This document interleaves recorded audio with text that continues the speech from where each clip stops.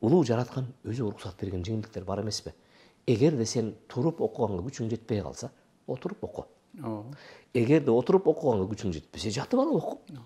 Же болбосо айталык, сен орозо мезгилинде ооруп калсаң, оозуңду ач дегендей.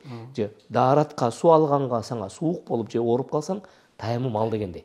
Ушул тегеректе дагы кененирээк айтып берсеңиз. Алла Таала ошол адам баласынын жашоосун сапарда болот, ооруп калат, картайып калат, жаш болот. Ошого жараша жеңилдиктерди берген. Сиз айткандай ар бир ибадатта жеңилдик бар.